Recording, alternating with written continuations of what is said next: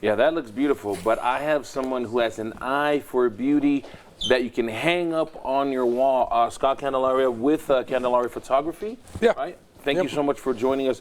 The topic that we're talking about is landscaping, and you're here to give us pictures. I think it was called Beautiful. Yeah, I mean, what better state? I mean, you can drive 10 minutes and be in an amazing place to get amazing landscape photos. Yeah. Now, before you give us some of the tips that you've taken time to learn and you're going to be passing it on to us, tell us a little bit about what you do. Is it just landscaping? How did you start with human subjects and then transition? So I've always done landscapes and wildlife kind of as a hobby, and selling some prints here and there, but I've just started doing that, and then now branching into portraits as well. You know, families, missionaries, high school seniors, baptisms, those kind of photos. So. And everybody wants to have that good picture. If you're up hiking, you're going to take a nice selfie, you know, and you're obviously going to get some of the landscape. So without having to go to school, here it is. We're going to give you 4 tips. So tip number 1. So tip 1, I would kind of say, kind of with that picture that you're showing there, is be mindful of your foreground, midground, and background in a photo. You want to have all 3 of those aspects that pull you into the photo.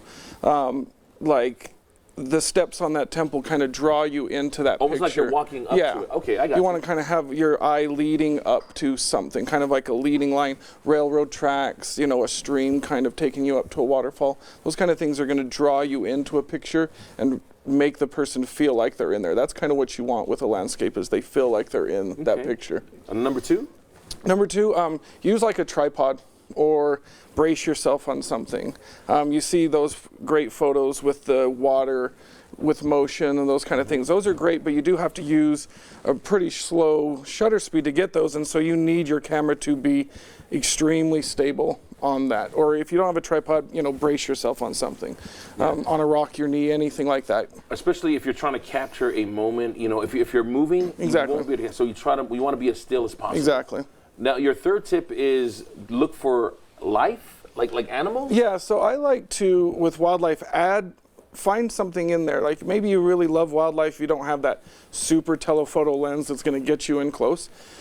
Add them into the picture. You know, up at Antelope Island, you can have bison all the time. Add them in. You see a great picture, add them into it. Let them add life to that picture. You know, a bird flying, or, you know, whatever it is. It adds that extra emotion to the photo, I think. That means you have to have some patience. Yes. Right? I mean, you can't. Sometimes you'll happen upon that wildlife, but most of the time you have to really sit and really wait. Yeah, you might see the composition you want, and you know the bison's off the frame a little bit. You know, I've had times where I've sat for an hour and waited for them to hopefully get there, and sometimes they do, sometimes they don't. Yeah. So you have to adapt to it. What's the golden hour? Your final tip? Golden hour is that hour a little bit before sunrise and a little bit after and a little bit before sunset and a little bit after. That's when your light is the best. It gives everything that golden hue, that warm feeling. You know, in the middle of the day, the sun's up high, it's harsh, it gives you really big shadows. It's not as flattering. People, landscape, whatever it is, that golden hour just accentuates the colors. It gives everything just, again, more warmth, more feel to the photo, and that's what you want, is that feeling, that emotion in a picture. You've spent years learning and honing your craft. Thank you so much for sharing those tips with us, with you, so that you can have better pictures, better memories, maybe even hang them on your wall. We'll put a link onto the website. It's right there on the bottom of the screen to Scott's website. Of course, go to fox13now.com and click on the place.